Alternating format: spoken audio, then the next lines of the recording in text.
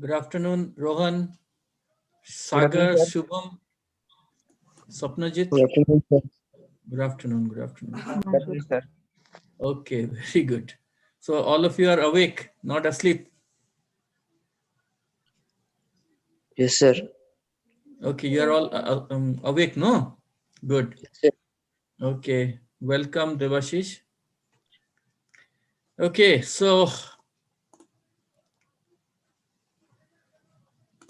should we start the class or should we wait? What's the time now? Okay, yes, it's already 3 o'clock. So let's start. 4 o'clock, sorry. Let's start. So, who will take the challenge, 2 minute challenge, and explain what we did in the last class? Sectors of Indian. Yes, Shovik, welcome. So, who will take the challenge and explain? 2 minute, 2 minute में बताना है कौन बताएगा? Sir, can I? Yeah, sure. Welcome, Sujal.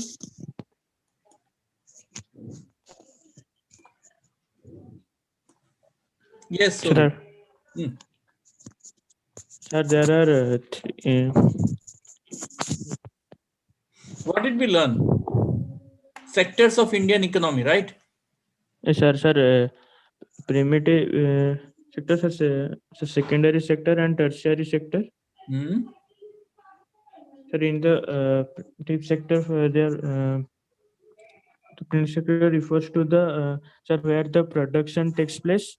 Sir, like the farmer produces where the producer where the substance starts means produces from the beginning, and in secondary sector the substances that produced by the first primitive sector are converted from the raw materials are converted into finished good, and tertiary sector acts in middle to transfer those acts inter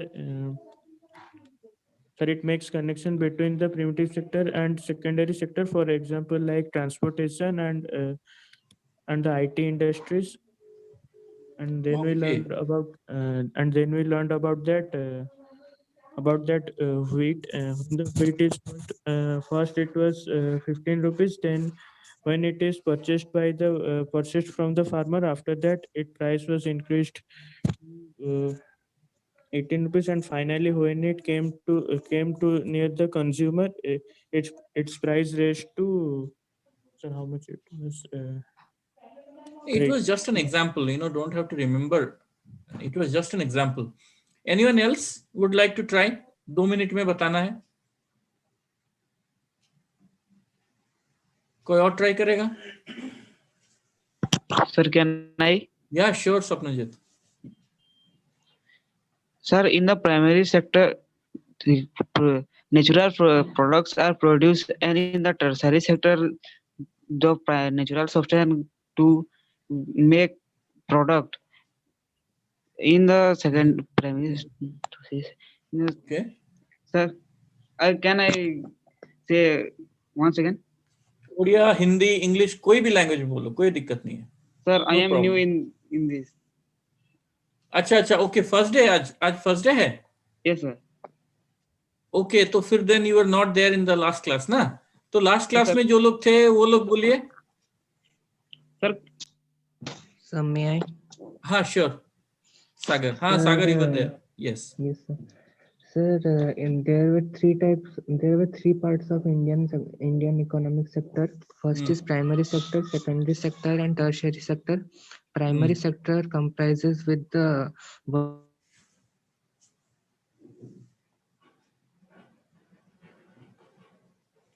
अच्छा, I lost you. Is there anyone else? Last chance. secondary. आपका आवाज नहीं आ रहा है Sagar. Sir, secondary sector. Hello. बोलो. Yes. Yes, sir. So secondary sector comprises of transforming that goods into more usable things, and tertiary sector helps both these groups by providing finance, banking, and transport facilities. Okay. Okay fine, ठीक है। See basically जब आप answer लिखते हो ना, मेरा एक particular जो इंटेंट है, मेरा जो ऑब्जेक्टिव है, ये ऑब्जेक्टिव ये है कि आप लोग यहाँ पे किताब से पढ़ के उसको रट्टा मारने की जरूरत नहीं है। तो किसकी जरूरत है? समझने की जरूरत है। अगर आप समझ लोगे ना, सो रट्टा मारने की जरूरत नहीं पड़ेगी। Then you don't have to memorise things, you have to just understand things, and then automatically if you understand you will be able to explain, and that same thing can also be explained while writing also. तो जैसे कि आप लोगों को पता है कि इस बार जो एग्जाम में जो मल्टीपल चॉइस क्वेश्चंस का जो उसका जो ज्यादातर मल्टीपल चॉइस क्वेश्चंस आएंगे, या it has increased. So the because of that what will happen, अगर आपका अंडरस्टैंडिंग नहीं रहेगा तो फिर आप उसको ठीक से आंसर नहीं कर पाओगे। तो मुझे Sir, how much it has been told? अभी आ जाएगा, बहुत जल्दी आ जाएगा। We will be able to explain everything in detail. आपका मार्किंग सिस्टम क्या रहेगा एंड आप लोग किस तरह से सब कुछ करोगे, ये सब हम बताएंगे। जो हमारा अभी जो रिफ्रेशर कोर्स स्टार्ट होगा, जैसे खत्म हो जाएगा, तो we will explain each and everything in detail. लेकिन मेरा कहने का मतलब है कि अगर आप जो स्लाइड में पढ़ा जाता है या फिर क्लास में पढ़ाया जाता है या बुक्स में पढ़ते हो, उसको अगर आप रट्टा मारोगे तो कोई फायदा नहीं होगा, बिकॉज ये चीज समझने की है, ये रट्टा मारने वाली बात नहीं है। जैसे आप लोगों को मैंने पूछा what did I ask, I said that what.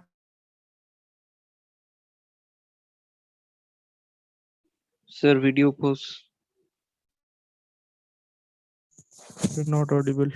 Sir, not audible, not visible. अब मैं आप लोगों के साथ स्क्रीन शेयर करता हूं so that all of you will be able to see it. अब देखो,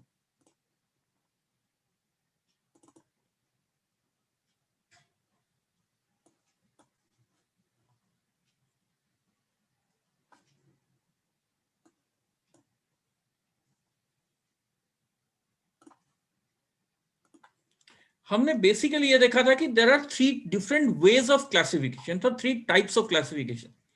हाँ, ये बात जरूर है कि जो सेकेंड एंड थर्ड टाइप का क्लासिफिकेशन है उसके बारे में हमने बात नहीं की थी, जो शायद आज उसके बारे में बात करेंगे। लेकिन पहला type of classification, it is on the basis of economic activity. ये किसी ने नहीं बताया कि the first, there are basically 3 types of classification. The first is on the basis of economic activity, second is on the basis of organization, और एक word मैंने और भी बोला था, the second type of classification is on the basis of organization or institution. No, Institution. मैंने ठीक है, Sir, employment बोल सकते हो, लेकिन हाँ, क्या बोला था मैंने? हाँ, सुनाई दे रहा है? Are you able to listen to me?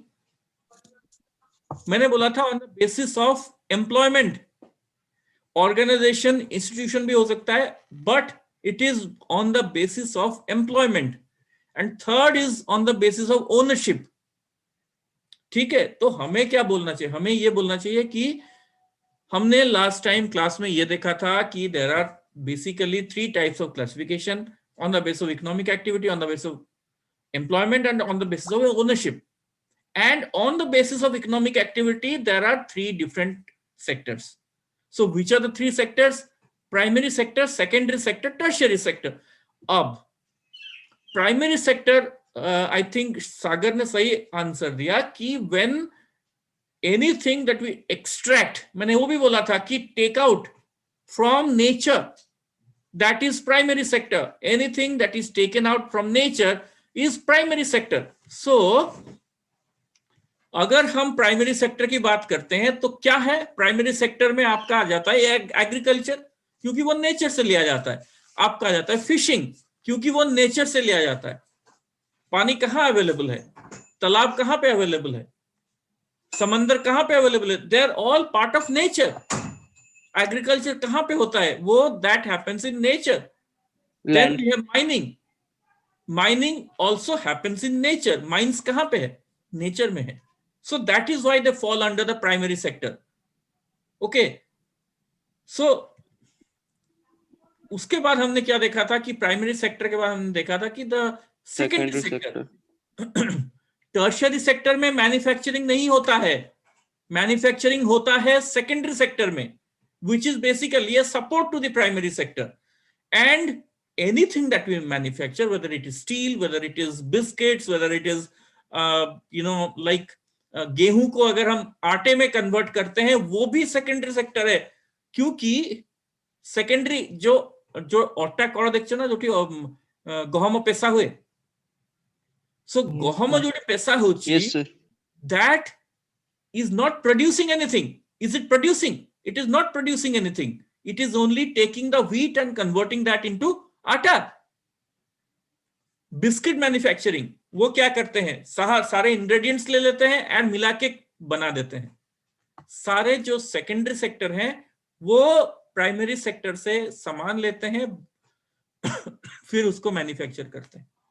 Steel industry क्या होता है, आयरन आता है उसके बाद उसको फिर स्टील में कन्वर्ट किया जाता है.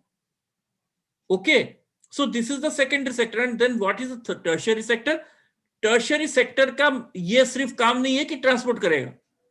टर्शियरी सेक्टर मतलब बेसिकली सर्विस सेक्टर, वो भी मैंने आपको बताया था. सर्विस सेक्टर में any kind of service when you render, that is called tertiary sector. आप लोगों ने क्या बताया कि जब प्राइमरी सेक्टर में किसान उगा देता है उसको ट्रांसपोर्ट करने के लिए या बैंक के लिए या इंश्योरेंस के लिए जो सर्विस दिया जाता है उसको टर्शियरी सेक्टर बोलते हैं. No, they are only examples. तो जो बार्बर आपका नाई जो है, आपका जो बाल काटता है, वो यहाँ पे कहाँ फिट बैठता है? वो क्या जाके उसका लेके ट्रांसपोर्ट करता है क्या उसका सामान को, किसान का? नहीं करता है, लेकिन वो सर्विस देता है. तो कौन से सेक्टर में आएगा? वो टर्शियरी सेक्टर में आएगा, है ना. एक लॉन्ड्री सर्विस मान लो, ड्राई क्लीनिंग सर्विस मान लो, वो क्या आता है, किस सेक्टर में आएगा? वो क्या यूज करता है? वो एक सर्विस देता है. तो सर्विस जो देता है वो सर्विस सेक्टर है, दैट इज टर्शियरी सेक्टर. दिमाग में इसको बिठा दो. Are you all clear? Yes, sir. Very simple terms I am telling you now. Primary sector में नेचर से सामान लिया जाता है, उगाया जाता है या वहां से निकाला जाता है, उसकी वहीं से आता है जो भी नेचर से. Forestry products, fisheries, mining, agriculture, all are from nature. And second is the manufacturing sector or the industrial sector. कोई भी चीज जब बनाया जाता है, something has to be made, that is the secondary sector. and tertiary sector में service दिया जाता है. ना तो कुछ नया चीज बनाया जाता है, ना तो वहां से नेचर से कुछ लिया जाता है, बट वो सर्विस दिया जाता है. सो पहला वाला लेने का, फिर उसे उस पर प्रोसेस करने का, फिर देने का. एग्जैक्ट. और थर्ड वाला आपको सर्विस देने का. It's very simple. तो आपको ये चीज याद रखनी है. ये चीज अगर याद रखोगे तो हर एक चीज आपका दिमाग में सेट बैठ जाएगा. लेकिन अगर आप दिमाग में ये लेके चलोगे कि transportation, there was some issue with the net and I got disconnected. Are you able to hear me now? Yes, Yes, sir. sir. I'm Yes, sir. extremely sorry. Yes, sir. Okay. Now let me share my screen.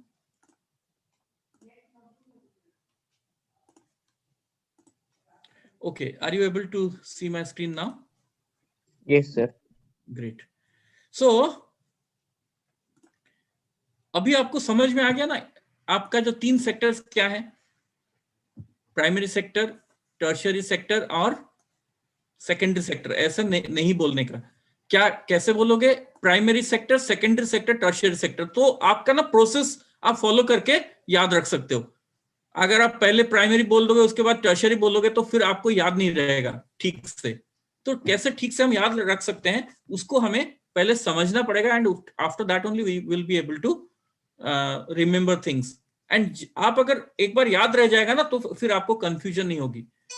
The next thing that we were learning, the next thing that we were learning was about the GDP, है ना. तो GDP के बारे में कौन अच्छे से बता सकता है वेरी क्लियरली?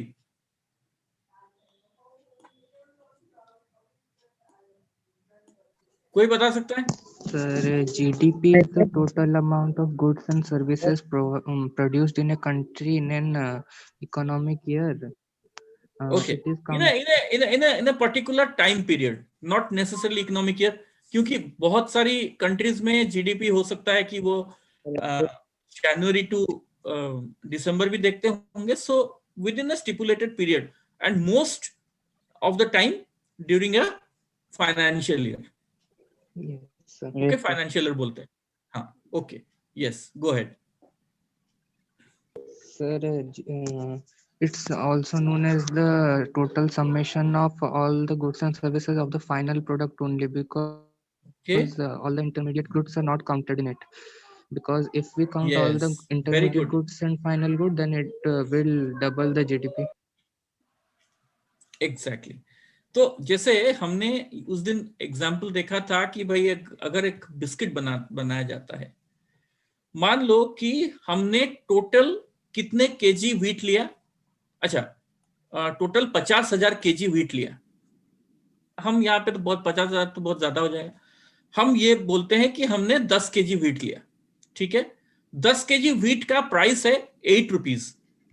ठीक है, तो उसके बाद क्या होता है कि अगर ये व्हीट का जो 8 केजी है, उसको अगर हम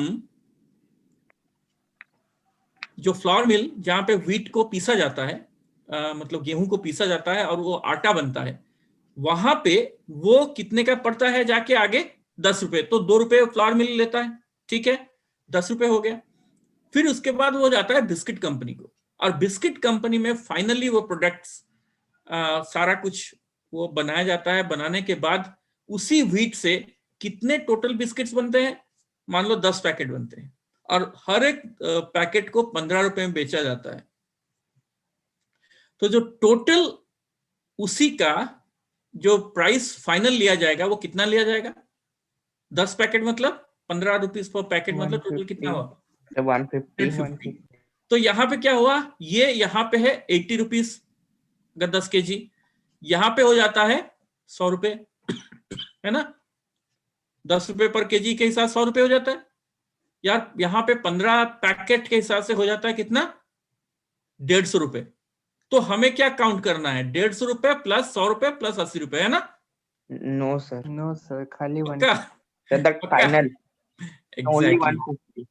The final product only. Exactly. Otherwise तीन बार काउंटिंग हो जाएगी ना.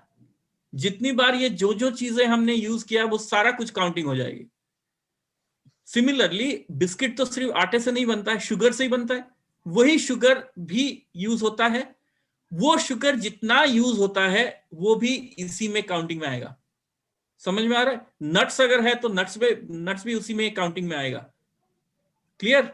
सो अल्टीमेटली जितना जो जहां पे सप्लाई होता है वो फाइनल प्रोडक्ट जो है वही काउंट किया जाता है. दैट इज, एंड जीडीपी भी वैसे ही काउंट किया जाता है कि भाई गेहूं जो है इतना हमारा प्रोडक्शन हुआ है, एंड फाइनली इतना लोगों ने कंज्यूम किया आटे के हिसाब से, इतना लोगों ने घर में पीसा.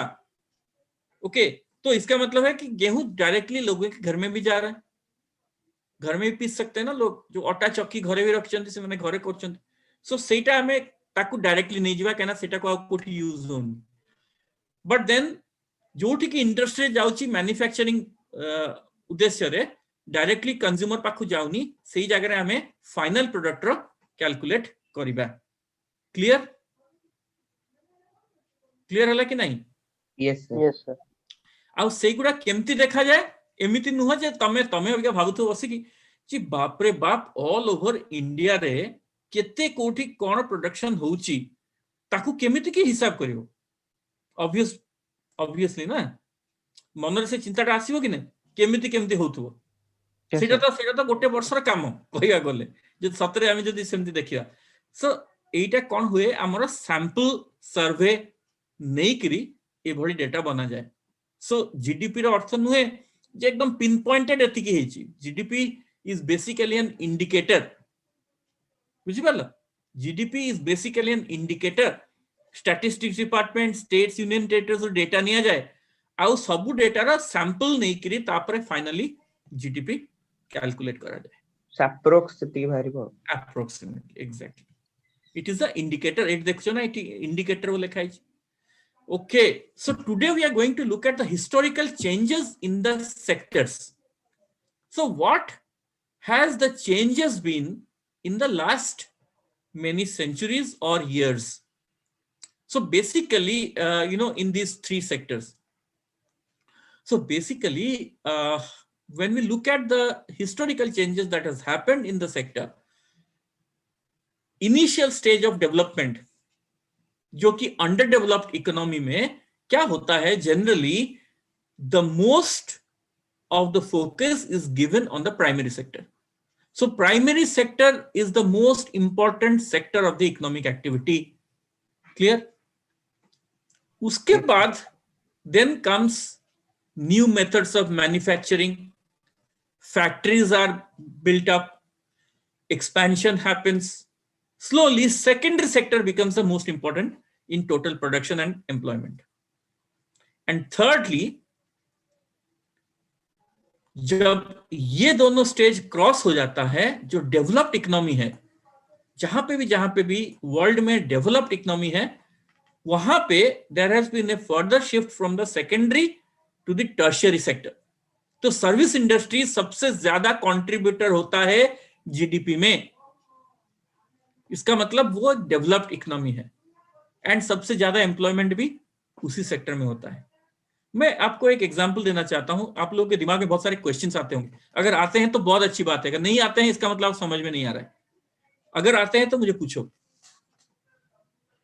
या फिर मुझे समझाओ ये मैंने बताया ना आपको 3 स्टेजेस हैं इनिशियल स्टेज फिर उसके बाद the second stage and the third stage initial stage में क्या है primary sector was the most important sector of the economic activity हम इंडिया की बात करते हैं सेकेंड स्टेज में क्या होता है सेकेंडरी सेक्टर सबसे इंपॉर्टेंट होता है बिकॉज ज्यादा मैन्युफैक्चरिंग होता है वहां पे ज्यादा एम्प्लॉयमेंट होता है एंड प्रोडक्शन वहां पे ज्यादा होता है एंड थर्ड शिफ्ट में क्या होता है थर्ड स्टेज में क्या होता है the shift is from the second stage to the third stage okay तो थर्ड स्टेज में क्या होता है most of the GDP comes from the service sector सबसे ज्यादा जॉब्स भी वहीं पे होते हैं हाँ अब बताओ क्या क्वेश्चन है कोई आप लोगों के पास इसके ऊपर या समझ में आ गया हाँ क्वेश्चन है तो पूछिए सर सारे सेक्टर के एक सेक्टर के कैसे वो निकालते हैं वैल्यू ओके सारे सेक्टर का कैसे निकालता है अभी हमने जो थोड़ी देर पहले लास्ट क्लास में हमने देख लिया था कि जीडीपी कैसे निकाला जाता है हाँ सर फाइनल प्रोडक्ट जीडीपी से निकलता है हाँ एग्जैक्टली एक सेक्टर से एक सेक्टर का कैसे निकालते हैं प्राइमरी सेकेंडरी टर्सरी एग्जैक्टली जैसे मान लो कि एक छोटा सा एग्जांपल देता हूं जैसे प्राइमरी सेक्टर में क्या होता है हमने पहले बात किया था कि जो नेचुरल रिसोर्सेज होते हैं वो कितना है वो प्राइमरी सेक्टर हो गया वो प्राइमरी सेक्टर से जो नेचुरल रिसोर्सेज चला गया जो रह गया वो रह गया प्राइमरी सेक्टर का इतना वो जीडीपी का इतना पार्ट है फाइन जो रह गया वहां पे रह गया जो चला गया मैन्युफैक्चरिंग सर थोड़ा फिर से बोल सकते हैं सर डिस्कनेक्ट हो गया था ओके क्या होता है कि क्वेश्चन ये था कि जो कैलकुलेशन कैसे होता है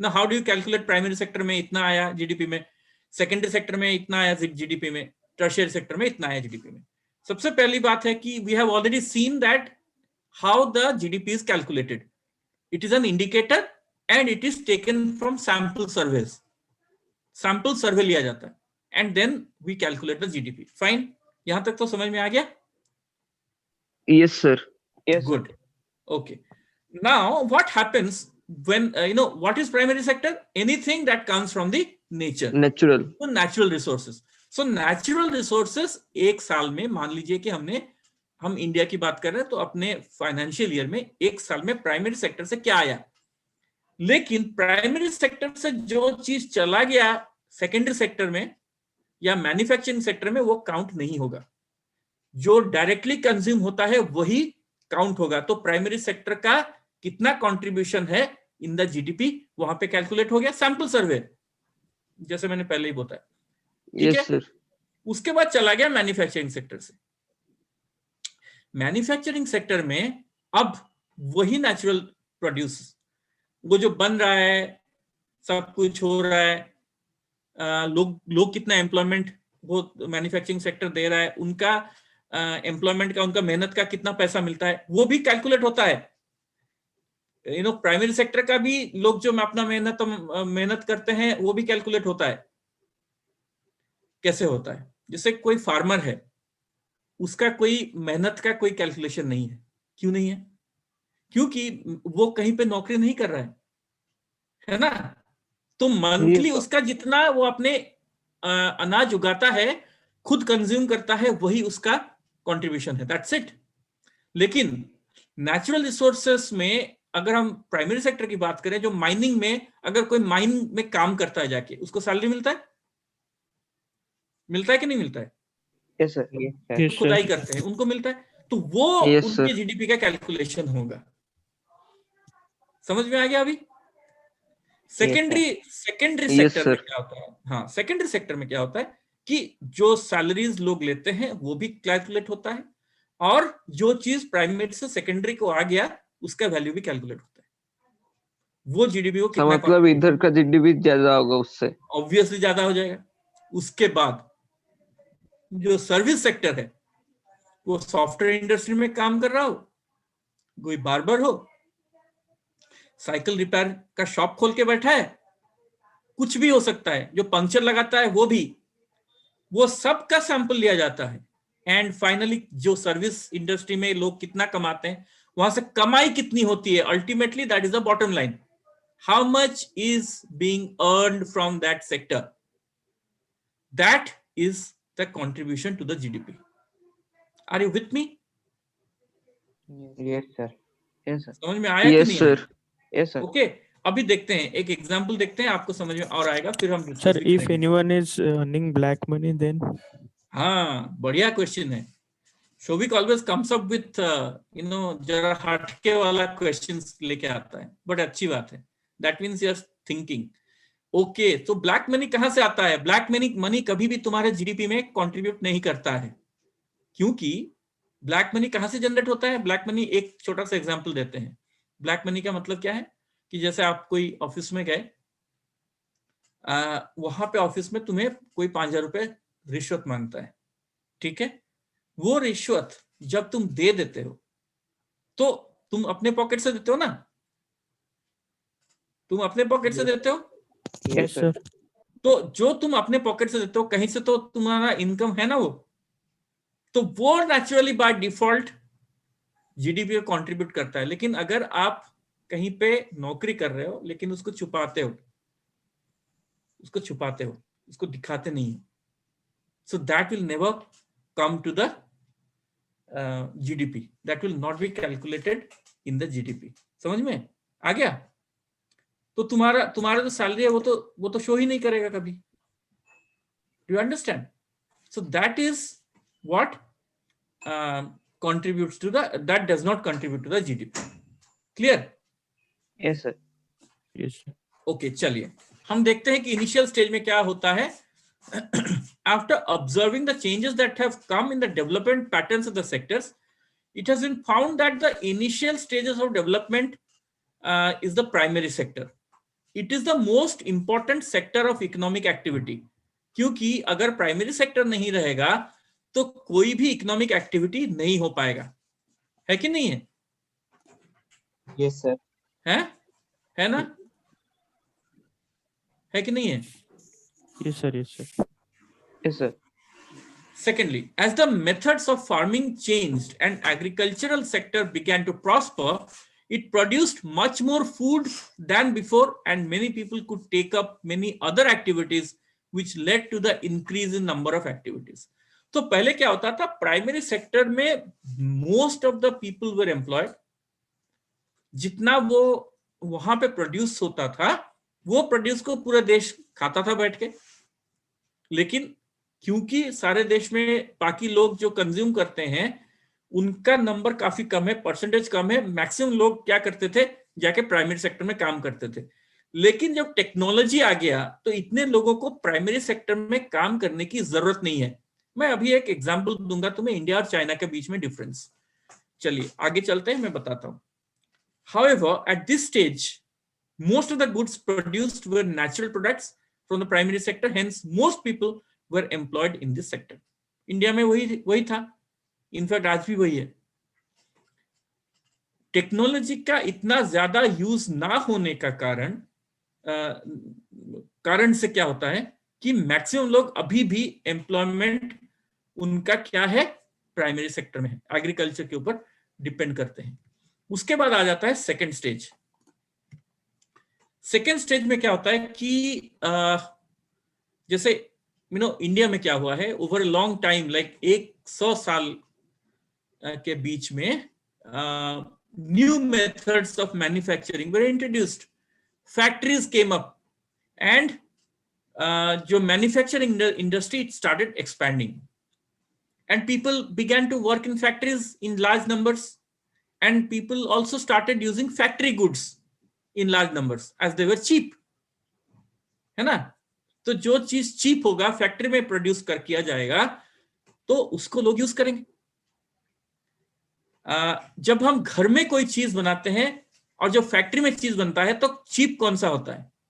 जो फैक्ट्री में बनता है वो चीप होता है, क्योंकि वो बल्क में बनाया जाता है। जब हम घर में बनाते हैं तो उसमें बहुत ज्यादा मेहनत लगता है, बहुत ज्यादा हमारा पैसा भी उसमें लगता है, क्योंकि हम लिमिटेड नंबर में बनाते हैं। उसके बाद क्या है कि secondary sector gradually became the most important in total production and employment and there was a shift and the importance of the sector also changed.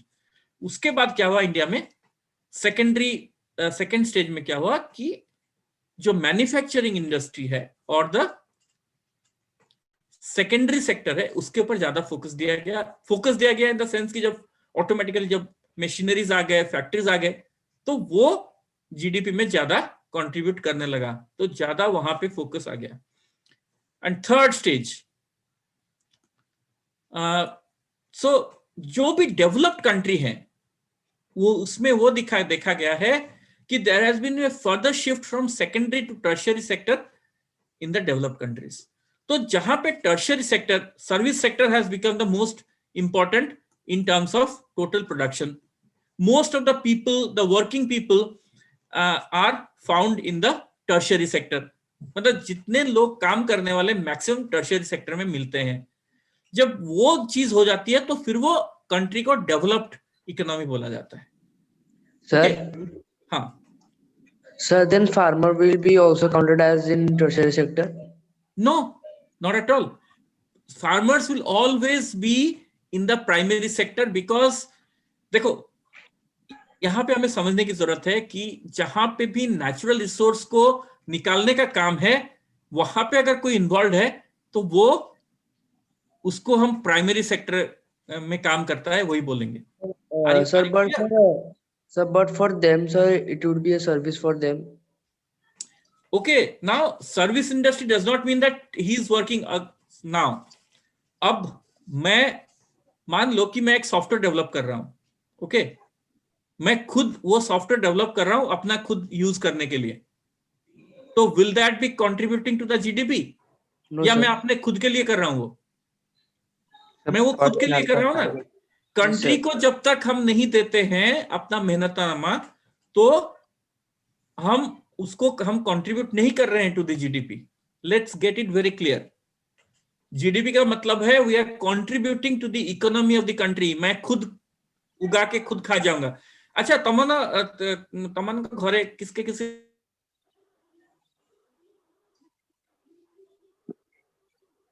You were not audible. The voice is not audible. Okay, I'm sorry. Are you able to hear me now? Yes, sir. Yes, sir. अच्छा, कहाँ घरे बाड़ी बगीचा अच्छी? Yes, sir. Okay. Yes, sir. Yes, I sir. think many people would be having their बगीचा और जो बाड़ी हमें कहू जो थी आमे बाइगण गछ लगेइछु, मरच गछ लगेइछु, लेंबू गछ लगेइछु, आ भेंडी गछ लगेइछु कि कोन किछि लगेइछु। ओके, सो Yes. जब हम वहां से तोड़ के लाते हैं, घर में बना के खाते हैं, तो हम क्या सर्विस इंडस्ट्री में काम कर रहे हैं? No, sir. No, We are not, because we are not contributing to the GDP. Service sector का मतलब है हम जो काम करते हैं उसका मेहनतनामा हम लेते हैं. Whatever we are working for, we are getting paid for that. When we are getting paid for that, then we are contributing to the economy. And getting paid means we are providing a service, means we are not extracting anything from the nature. Our service is mostly intangible. Okay, so that is called the third stage of the third stage of development, but tertiary sector में ज्यादातर लोग काम करते हैं. मोची जो जूता साफ करता है, और तुम भी घर में जूते साफ करते होंगे सुबह स्कूल जाने से पहले, Yes, sir. नहीं तो स्कूल में Yes, मार sir. पड़ती है? तो तुम भी Yes, तो sir. सर्विस सेक्टर में काम कर रहे हो, इसका मतलब करते हो? no, No, sir. sir. Because we are not doing it as a service and getting paid for that, but we are doing it for ourselves. So that is a different thing altogether. अगर कोई, इसीलिए तो मैं बोलता हूँ कि कोई किसान, अगर छोटा किसान जिसके पास जमीन भी कम है, and he is working in this field and only he is producing that much which is consuming at home, then he is not contributing to the GDP of the country. Okay, तो उसके बारे में हम बात करेंगे. इसके ये बहुत इंपॉर्टेंट इशू है. We will talk about that. Sir. How these Excuse me, sir. problems are happening. So rising importance of tertiary sector in production. Excuse me, sir. Yes. Sir, Ambani has Reliance company. Mhm. Exactly. Sir, his company gives us service that is tertiary sector. Yes. Sir, Ambani has a mango plantation. एक mango का बगीचा भी है sir उसके पास. वो primary sir. अच्छा, okay, very good question. अब देखो, सर प्राइमरी सेक्टर में जाएगा ना? एक मिनट अभी आता हूं उसके ऊपर. देखो क्या होता है कि Reliance Industries is in each sector. Okay, हर एक सेक्टर में है. लेकिन अगर मान लो कि मैंगो का बगीचा बनाया उन्होंने और उन्होंने रिलायंस का मैंगो बेचा, तुम्हें रिलायंस का मैंगो बेचा. Yes sir. तो रिलायंस ब्रांड का मैंगो बेचा, ठीक है, तो वो क्या होगा? कोई बता सकता है? बहुत अच्छा क्वेश्चन है एक्चुअली. वो क्या होगा? Tertiary. So tertiary sector. Why do you think it is tertiary?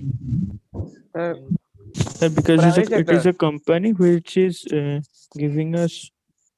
So the farmer which are working in that plant. So because it gives us some service. Exactly. किसी ने अभी बहुत अच्छा आंसर दिया था. Sir, the Somebody farmers had which are said the working. answer, given the answer. Yes, sir.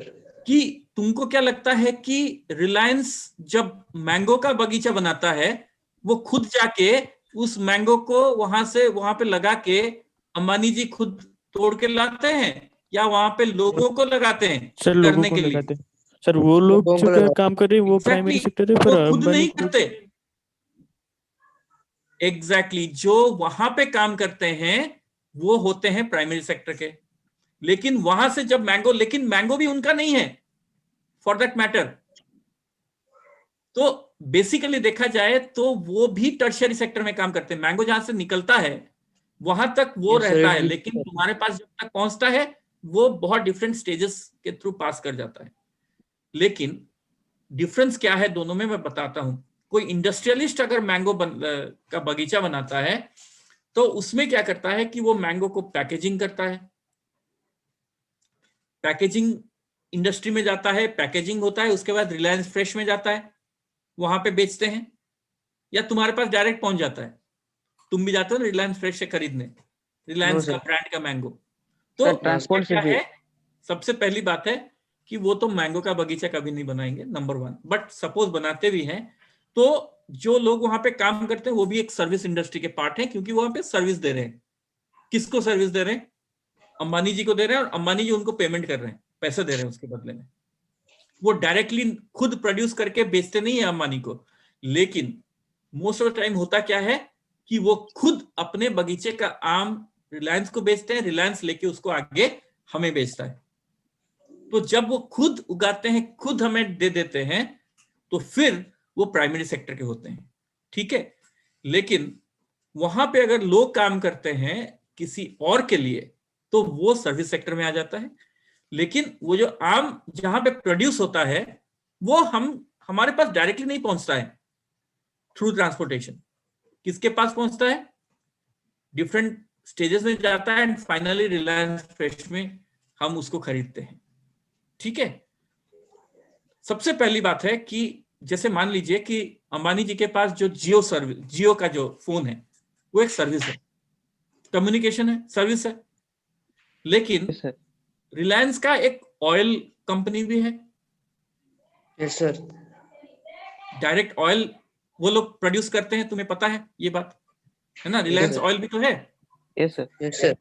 Okay, अब तुमको petroleum. सोचने वाली बात है, मैंगो को बगीचा को छोड़ो, अभी ऑयल जब वो नेचुरली एक्सट्रैक्ट करते हैं नेचर से, तो वो हो जाते हैं प्राइमरी सेक्टर। लेकिन जब तुम्हारे पास पहुंच जाता है वो पेट्रोल डालने के लिए, तब वो पेट्रोल पंप हो जाता है तुम्हारा service sector, Tertiary sector. Tertiary sector. समझ गए? Yes, sir. Yes, sir. So at that point of time that belongs to the primary sector। लेकिन जब तो तुम्हारे कंज्यूमर के पास पहुंचता है, वो जिस पंप के थ्रू जाता है, वो पेट्रोल पंप जो सेटअप किया जाता है, that is a service sector. Okay, so Yes, sir. हमने देखा कि ये ट्रांजिशन है, एंड फ्रॉम 1973-74 टू 2013-14 के बीच में 40 साल का जो गैप है, यहाँ पे 30 साल लिखा है। लेकिन यहाँ पे tertiary sector has increased in India, and it has replaced the secondary sector and the primary sector. And we also have seen that this transition has shown that it is extending service part in the economy over 40 to 50% of the GDP। बाद में तो अभी तो बहुत और भी ज्यादा हो गया है। तो tertiary sector का contribution in economy has grown from almost 10%, 20% to अभी 60-70% हो गया है। So why tertiary sector is becoming important in India? Because in any country, services like hospitals, educational institutions, post and telegraph services, police stations, courts, village administrative office, municipalities, defense, transport, banks, insurance companies, they are all required because they are basic services. And in any developed developed country or developing country, the government has to provide these services to people. And the development of agriculture and industry leads to the development of services like transport, trade, storage, and also other allied services. And जब greater development होता है, तो primary sector के साथ साथ secondary sector और ज्यादा demand में आ जाता है, एंड फाइनली टर्शियरी सेक्टर भी उसके बाद डिमांड में आता है। कैसे आता है देखो, जब लोगों का इनकम ज्यादा होता है, तो फिर उसके बाद लोग क्या करते हैं, खाना खाने बाहर जाते हैं। जिनके पास पैसा नहीं होता है वो थोड़ी ना बाहर खाना खाने जाते हैं, नहीं जाते हैं। टूरिज्म, घूमने जाते हैं डिफरेंट जगह को, जब पैसा होता है तभी तो जाते हैं। शॉपिंग करने जाते हैं, प्राइवेट हॉस्पिटल में जाते हैं, गवर्नमेंट हॉस्पिटल में नहीं जाते, प्राइवेट हॉस्पिटल में जाते हैं। जैसे आप लोग सारे प्राइवेट स्कूल में पढ़ रहे हो, वो प्राइवेट स्कूल में अपने बच्चों को भेजते हैं, प्रोफेशनल ट्रेनिंग लेते हैं। तो ये सब चीजें बहुत ज्यादा सिटीज में देखने को मिलता है, एंड देयरफॉर टर्शियरी सेक्टर का इंपॉर्टेंस बढ़ जाता है, क्योंकि ये सारे क्या है, सर्विसेज है। रेस्टोरेंट क्या है, एक सर्विस है। घूमना, टूरिज्म सेक्टर क्या है, एक सर्विस है। शॉपिंग मॉल्स सर्विस है। So over the past decade certain new services have also come, like communication। 2000 से पहले, 2000 से पहले मोबाइल फोन किसी के पास नहीं था, है ना। लेकिन आज नए नए ऐसी चीजें आते हैं। पहले सॉफ्टवेयर वगैरह नहीं थे, कंप्यूटर्स इतने यूज नहीं होते थे, बट आज ये सब यूज होते हैं. Technology has become more and more essential. So production of these services has also increased very rapidly. But the problem with India is that not all the service sector is growing equally well. What is happening is that service sector employs many different kinds of people, and there are a limited number of services that employ highly skilled and educated workers, while there are large number of workers like small shopkeepers, repair persons, transport people, और may be barbers, cobbler's, जो कि उसी में वो हैं. Even though they are a part of the tertiary sector, but still वो वहीं पे पड़े हुए हैं. एंड ऐसा भी होता है कि they are very poor and not able to sustain themselves, और उनको 2 वक्त का रोटी भी ठीक से नहीं मिलता है. So therefore even though the sector is growing in India, tertiary sector, but it is growing only in part. जो सॉफ्टवेयर में काम करते हैं उनको बहुत पैसा मिलता है, लेकिन कुछ लोग बहुत पैसा कमाते हैं, कुछ लोग कम पैसा कमाते हैं उसी सेक्टर में. सर्विस सेक्टर में है, टर्शियरी सेक्टर में है, लेकिन कम पैसा कमाते हैं. तो ये हमारा इंडियन इकोनॉमी जो आप देख सकते हो कैसे वो बढ़ता जा रहा है. आप जीडीपी यहाँ पे देखो, and agriculture, forestry and fishing, ये उसमें कोई चेंज नहीं हुआ. ये 99-2000 का डेटा है, और अभी जो डेटा है वो भी ऑलमोस्ट सिमिलर है, बहुत ज्यादा चेंज नहीं हुआ है, जबकि जीडीपी बढ़ रहा है हमारा. ऑफ कोर्स ये जो लास्ट ईयर जीडीपी बहुत कम हो गया है, मतलब इस पर्टिकुलर ईयर में बहुत ज्यादा कम हो गया है, माइनस में चला गया हमारा growth rate. Mining and quarrying, तो माइनिंग सेक्टर है 3.1 से वो बढ़ के 3.4 हुआ है. मैन्युफैक्चरिंग आप देखो 10.7% से बढ़ के 11.3% का ग्रोथ हुआ है. Electricity and gas and water supply थोड़ा कम हुआ है. कंस्ट्रक्शन भी कम हुआ है, अभी तो कंस्ट्रक्शन फिर से बढ़ गया है. Trade, hotels and transport and communication भी बढ़ा है. फाइनेंस, इंश्योरेंस वो भी थोड़ा सा बढ़ा है marginally. Community and social and personal services वो भी बढ़ा है. So all this are showing that the tertiary sector is growing.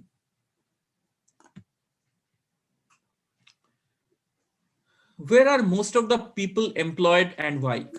Sir, that means if we want to make our country developed, first we have to develop our tertiary sector. Absolutely. Problem क्या है कि हमारा tertiary sector बहुत ज्यादा grow कर रहा है, but पता है प्रॉब्लम क्या है? प्रॉब्लम ये है कि हमारा जो इक्वल ग्रोथ नहीं हो रहा है. मैं अभी आपको इंडिया और चाइना की बात बोल रहा था कि यहाँ पे देखो, इसी से हमें डिस्कशन का मौका मिलेगा. The primary sector employs the largest number of people in India. It is because not enough jobs were created in the secondary and tertiary sector. अभी भी हमारे सेकेंडरी और टर्शियरी सेक्टर में जितने जॉब्स क्रिएट होने चाहिए थे वो नहीं हो रहा है. इसी का रीजन है कि अभी तक लोगों के पास दूसरा ऑप्शन नहीं है, वो सीधे जाके गांव में खेती करते हैं. उसका 2 रीजन है जो इंडिया का और चाइना का डेवलपमेंट में एक बहुत बड़ा फर्क है. चाइना ने क्या किया है, in the last 30-40 years, what they have done, they have hugely invested in agricultural technology. उनको पता है कि हमारे पास इतना पॉपुलेशन है, उनको खिलाने के लिए इतना हमें चाहिए. So what they have done, agricultural technology को इतना आगे बढ़ा दिया कि वहां पे लोगों का जो बहुत ज्यादा लोग एग्रीकल्चर में थे उनका प्रेशर कम हो गया. Only minimum number of people are working in agriculture, लेकिन प्रोडक्शन वही हो रहा है, नो चेंज इन प्रोडक्शन. और उन्होंने क्या किया, मैन्युफैक्चरिंग इंडस्ट्री को बहुत ज्यादा बढ़ावा दिया. ह्यूज फैक्ट्रीज वर सेटअप, आप सोच भी नहीं सकते हो ऐसे फैक्ट्रीज उन्होंने सेटअप किया. एंड सेटअप करने के बाद उनका जो मैन्युफैक्चरिंग सेक्टर जब इतना ज्यादा ग्रो कर गया, उसके बाद tertiary sector by default grow करने लगा. क्योंकि जब मैन्युफैक्चरिंग इंडस्ट्री ग्रो करेगा वहां पे लोग ज्यादा काम करेंगे, उसके बाद उसको मार्केट भी तो करना है, और उसको सपोर्ट देने के लिए टर्शियरी सेक्टर भी आ गया. And the tertiary sector also started growing.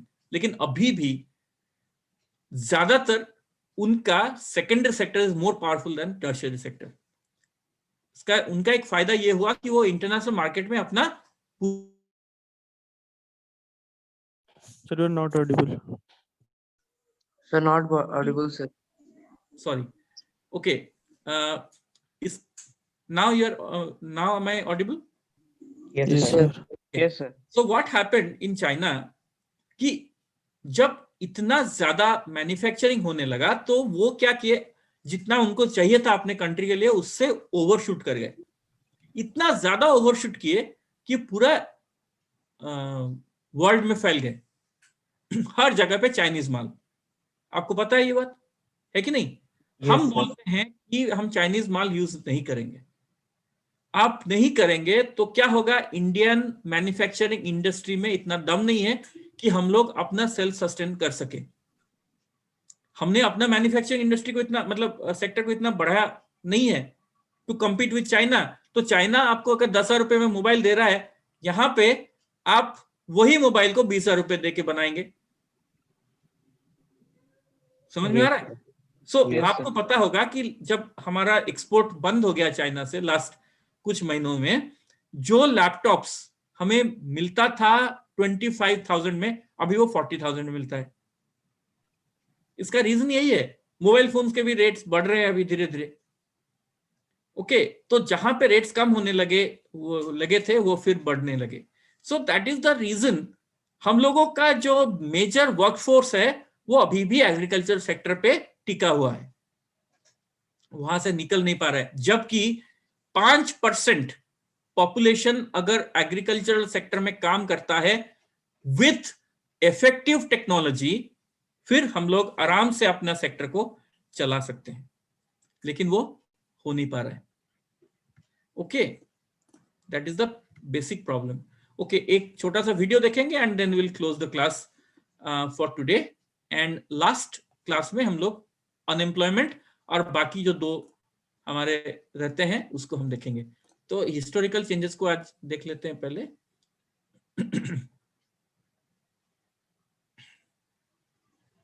अगर साउंड नहीं आएगा तो मुझे बताना।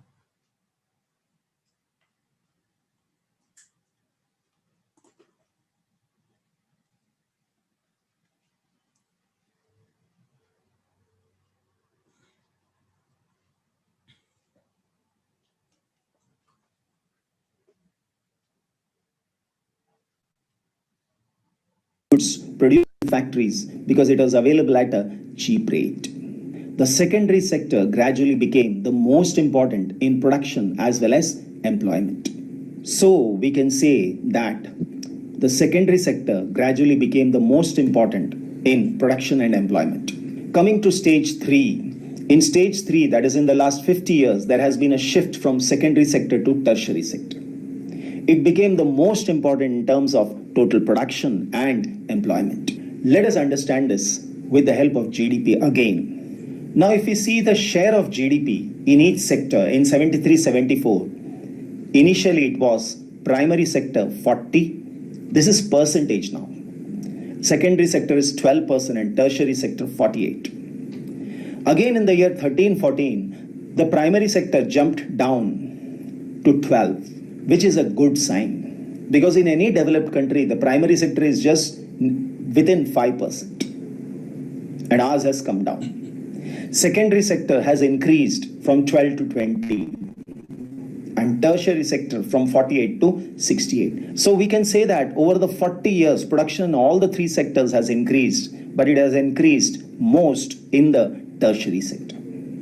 Let us sum up the reasons for rising importance of tertiary sector in India. Many basic services provided by government increased.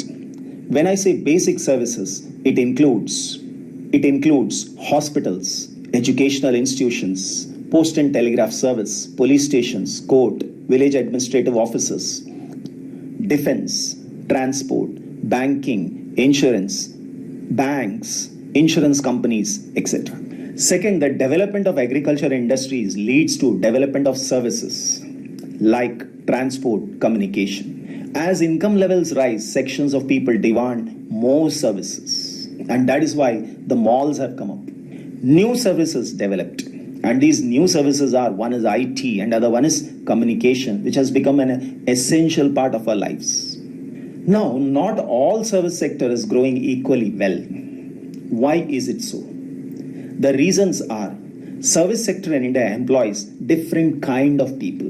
When I say different kind of people, that is different type of labor. One can be unskilled, like lot of landless laborers working in the fields. Then it is semi-skilled. Semi-skilled are people who can develop skills within a week and start working, like making baskets. Then there is skilled. These people require at least a year to develop those skills. And highly skilled, like engineers, doctors, scientists come under that category. So limited number of services employ highly skilled and educated workers. And large number of services employ small shopkeepers, repair persons, transport persons.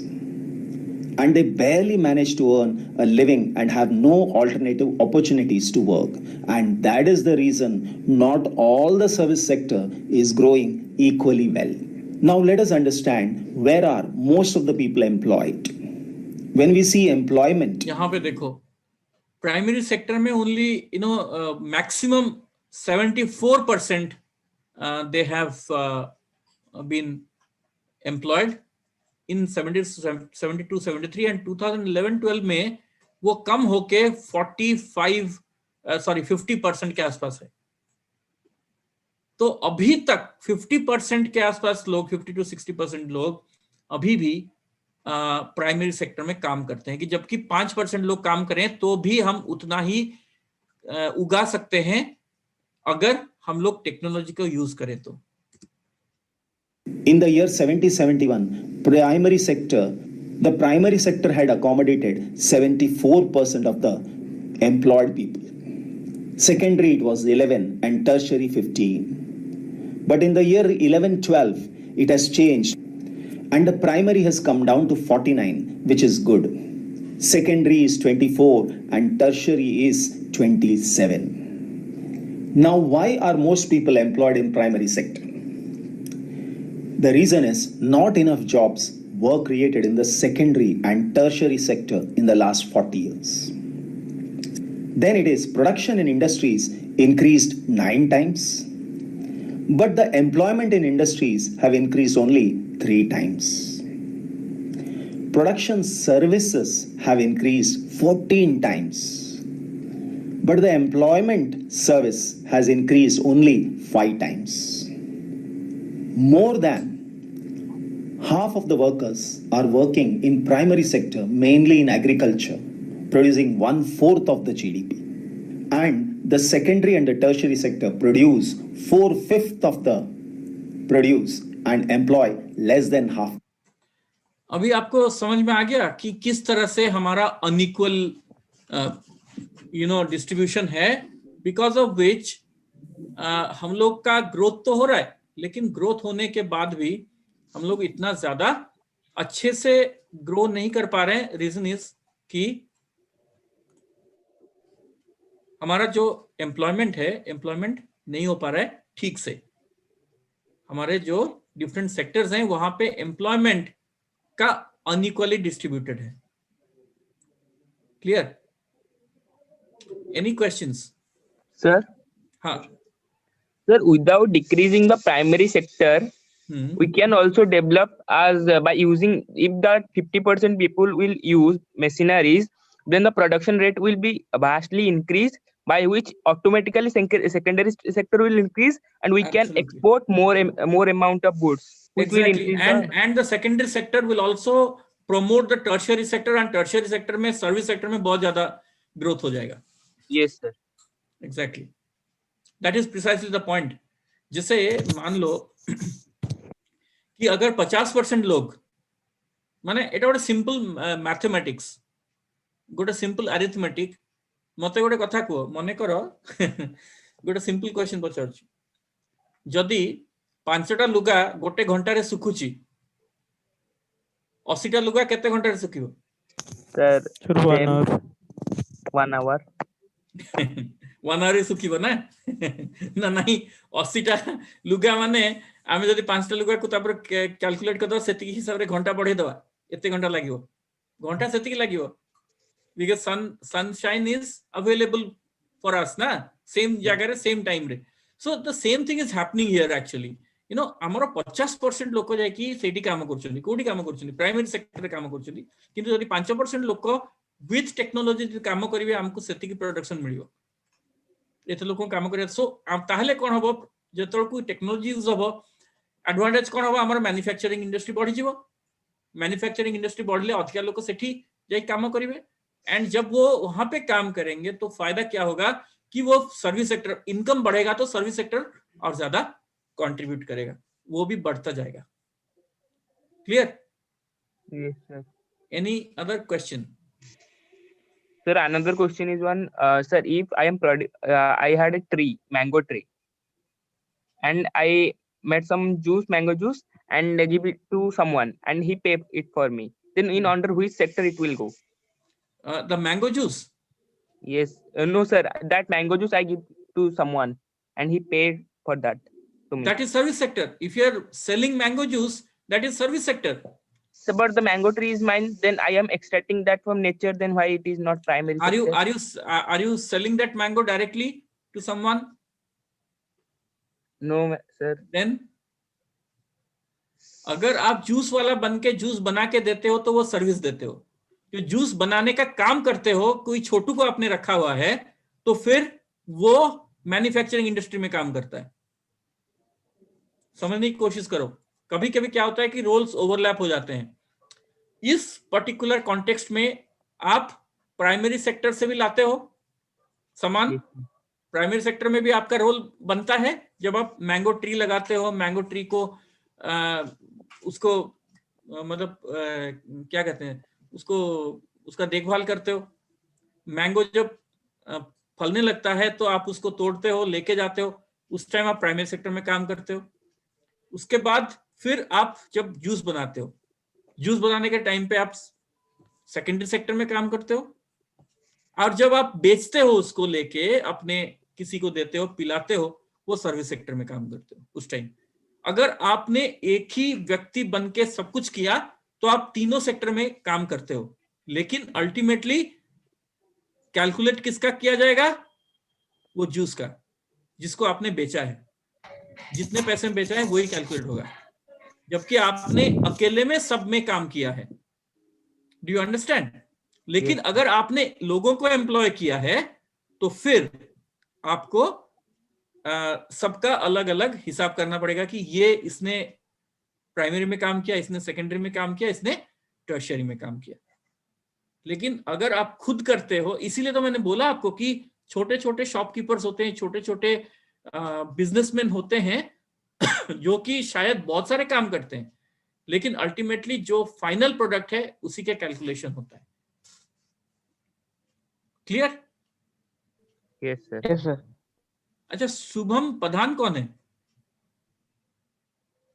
Shubham Yes, sir. Is it you और Yes, sir. अच्छा अच्छा you are a new person okay okay okay okay fine welcome Shubham because we have another student called Shubham so I thought that he has come with a different name okay okay welcome Yes, sir.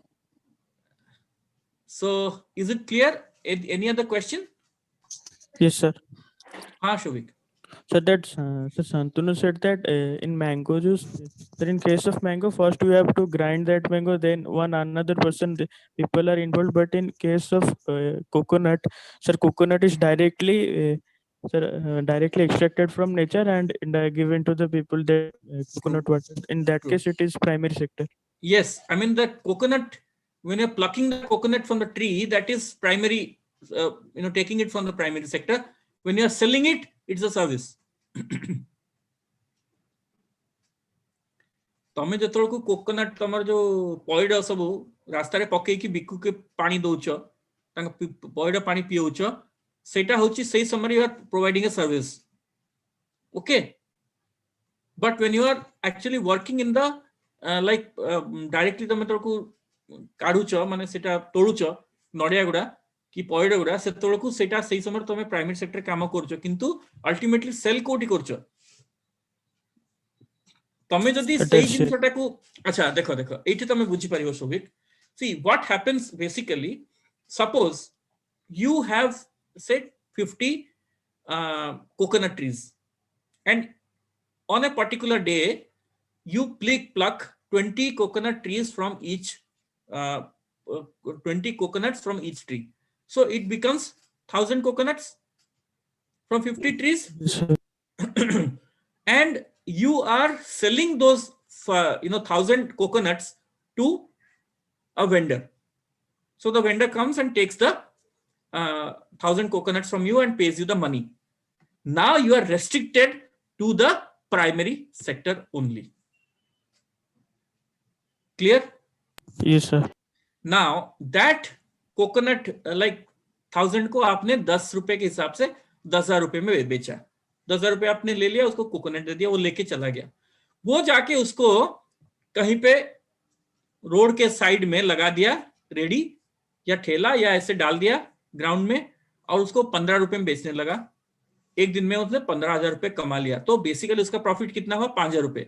तो वो एक अपना profit तो बना लिया, लेकिन at the end of the day your coconut जो उसने सर्विस दिया लोगों को, वो सर्विस टर्शियरी सेक्टर के अंडर आएगा। कौन सा? जिसने उसको बेचा फाइनली। ओके, लेकिन अगर तुमने बेचा है तो तुम्हारा वो प्रोडक्ट है, तुमने ही बेचा है, तुमने प्राइमरी सेक्टर में भी काम किया है, उसके बाद जाके तुमने उसको टर्शियरी सेक्टर में लोगों को दिया है डायरेक्टली। क्लियर? Yes sir. लेकिन इसमें भी सेकेंडरी सेक्टर का रोल है। कैसे रोल है? तुमने जब तोड़ा कोकोनट, उसके बाद उसको काट के तो लोगों को दिया ना पानी पीने के लिए, स्ट्रॉ भी दिया शायद, तो वो सब आते कहां से हैं? मैन्युफैक्चरिंग। एग्जैक्टली। तो एग्जैक्टली, तो हर जगह पे आपको कहीं ना कहीं मैन्युफैक्चरिंग इंडस्ट्री का यूज आपको देखने को मिलेगा। Sir, and another example is, for example, I am a wheat company manager, CEO, and from my manufacturing industry, I bring some wheat from that. Then for my family, then means head of shop को कला नहीं से मजदूर नहीं आएली, and under which sector it will go?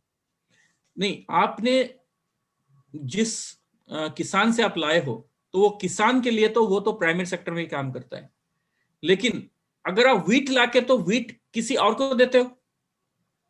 Yes, sir. लेकिन आपने बोला कि आप व्हीट कंपनी का सीईओ हो, व्हाटएवर, तो व्हीट कंपनी का मतलब क्या है कि आप फ्लावर बनाते हो या सिर्फ व्हीट को लाके आप मिडिलमैन हो, क्या हो?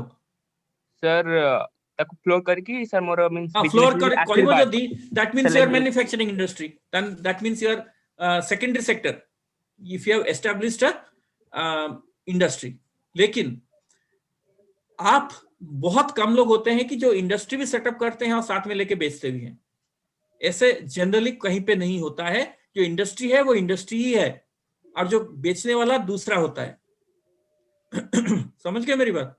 तो तुमसे जो फ्लावर का पैकेट्स खरीदने के लिए होलसेल में लोग आएंगे, या तुम कोई होलसेलर को बेचोगे, वो एक पूरा एक सप्लाई चेन मैनेजमेंट होता है, उसको मैनेज किया जाता है।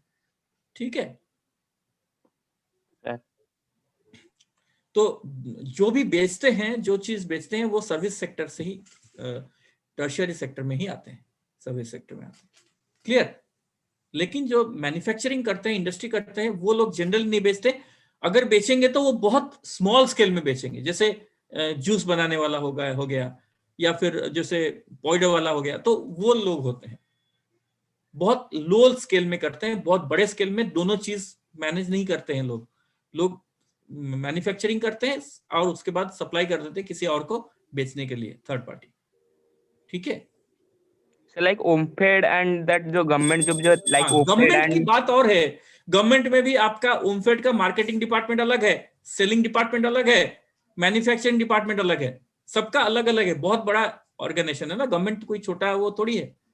ये सर इंडस्ट्री के साइड में एक छोटा दुकान होगा जहां से अगर डिस्काउंट में ले पाएंगे टू स्टॉप दैट करप्शन। हाँ हाँ, वो होता है। Okay, so should we close the class for today? Yes sir. Thank you everyone for joining. Hope you enjoyed the class. अच्छा, okay, there is one doubt. Sir beggars को GDP में include किया जाएगा? शोभिक, तुम कहाँ से लाते हो ऐसे क्वेश्चंस, लेकिन मजा आता है, सच में बहुत मजा आता है।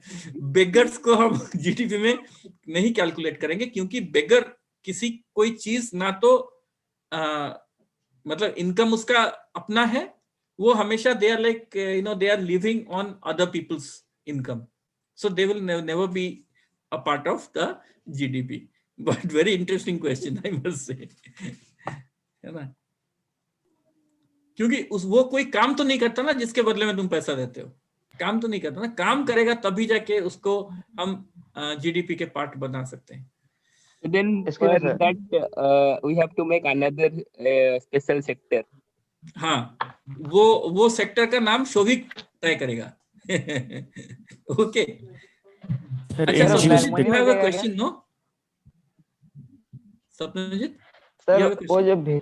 जो बेगर ने जो पैसा लिया, हाँ ये सर, हाँ, तो जो बेगर ने जो पैसा लिया वो कौन सा ब्लैक मनी में जाएगा? वो सर ब्लैक मनी में जाएगा क्या वही पे? no, black money नहीं जाएगा.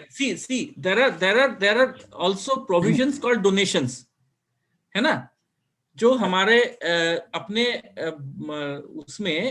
उसमें डोनेशन करके भी गिफ्ट होता है, डोनेशन होता है, बहुत सारी चीजें हैं. वो बहुत डीप जाना पड़ेगा उसके लिए, हमारा फाइनेंशियल सिस्टम के अंदर जाना पड़ेगा, तब जाके हम उसको समझ सकते हैं. ठीक है, गिफ्ट होता है, डोनेशन होता है, तो ये डोनेशन में आता है, चैरिटी के में आता है. ठीक है. Can we convert black money into white money? हाँ, तुम आओ मेरे पास, पर्सनली तुम्हें बताऊंगा कैसे ब्लैक मनी और व्हाइट मनी करते हैं, शिवाजी का फिल्म और में तुम्हें दिखाइए. लेके पहले मैं पुलिस स्टेशन में डालूंगा. शांतनु. हाँ, Jay Jagdish, you wanted to say something. तो मैं बोला कि जो शिवाजी का फिल्म में ब्लैक मनी तो अच्छा, नहीं, अभी तुम लोग सच्चे धन कमाने की कोशिश करो, व्हाइट मनी पे कंसंट्रेट करो, ब्लैक मनी पे कंसंट्रेट मत करो, बिकॉज तुम लोग हमारे देश के भविष्य हो. आप लोग अभी से अगर दिमाग में ब्लैक मनी के बारे में सोचने लगोगे तो हमारा फ्यूचर भी ब्लैक हो जाएगा, काला हो जाएगा इस देश का. ठीक है Sir, हाँ, sir, just for general knowledge, because to do something we have to also know that profit and also the loss. So for that. हाँ, exactly. I mean profit and loss is very important in every business. जिस business में profit नहीं है वो business long term में sustain नहीं कर सकता. ठीक है, प्रॉफिट लॉस तो हर एक बिजनेस का मेन उसका नींव है. तो इसलिए कोई भी लॉन्ग टर्म में लॉस करके हम कोई बिजनेस को नहीं चला सकते. लेकिन प्रॉफिट लॉस जो है हमारे, जो GDP is a something different and profit loss for a country is something different. वो किसी और दिन बात करेंगे, बहुत लंबा डिस्कशन होगा उसका. ठीक है.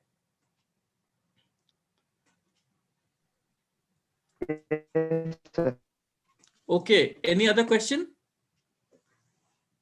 और शुड बी क्लोज टुडे? अगर और भी कोई क्वेश्चन होगा तुम लोग के पास तो जो हमारे ग्रुप है उस ग्रुप में आप पूछ सकते हो, no problem, I will answer. Okay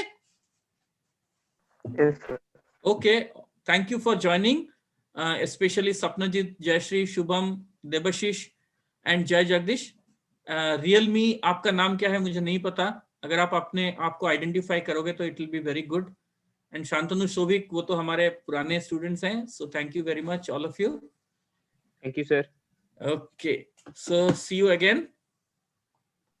Thank you, sir. Bye. Yes. Bye, sir. Bye everyone.